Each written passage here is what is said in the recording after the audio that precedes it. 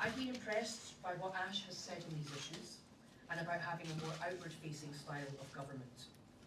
Ash is showing us that we work best together when we work respectfully together. Leaders build teams, and I'm very confident that in Ash Regan we will have someone who can build a bigger team. A team that incorporates the many people inside and outside of government, in the SNP and elsewhere, who want to work together to take Scotland forward. I want to be really clear at the outset that this is not just about me. This is about all of us. And this is about our shared commitment to building a better Scotland. The truth is that our movement has been divided for far too long by petty differences and personal agendas. But we can't afford to let these differences tear us apart any longer.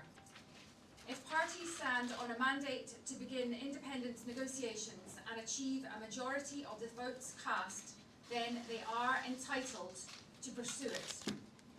All unionist politicians used to accept this. Today I can announce that under my leadership we will not be challenging the Section 35 order in the Supreme Court. You're polling much lower than Humza Yousaf and Kate Forbes. Yep. So is your campaign over before it's begun? Not at all, no.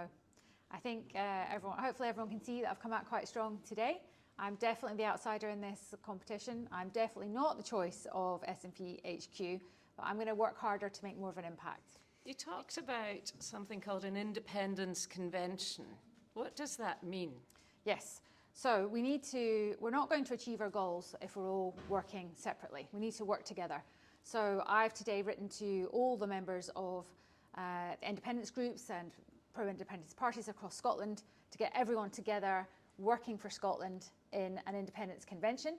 And then if I am selected as First Minister, I'm going to then spend all my time on the day job, which is delivering for the people of Scotland. What I can tell you is I'm going to be putting the right people in the right jobs, and then I am going to give them the freedom to go off and do that job in the way that they see fit. And Joanna Cherry, when she was introducing you, said that you're going to build a bigger team. Does that mean that you're going to have more government ministers? No, I'm not going to have more government ministers.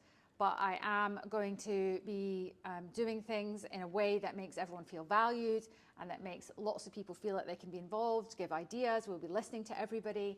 So hopefully that means that we'll get lots of good ideas for how we take Scotland forward. It seems that there are many people who think that independence should actually be put on the back burner. Is that kind of what you're saying? No, that's not what I'm saying at all. I'll be coming up at the next election, which I think might be next year. I also think that independence could be the solution to some of the problems that Scotland is facing. Ash, you resigned as a government minister in Nicola Sturgeon's cabinet over the Gender Recognition Reform Bill. Yep. What do you propose doing about that kind of legislation now, or that particular piece of legislation? Yep. So that legislation obviously has been blocked by the UK government.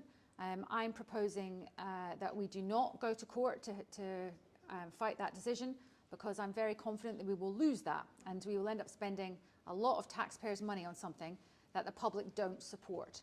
So my suggestion is that if there's an appetite for it, this might be the ideal thing to go to the Citizens' Assembly and let the public decide on how we take that forward. Okay. When did you really decide that you were going to run in the leadership race? Really decided only a few weeks ago.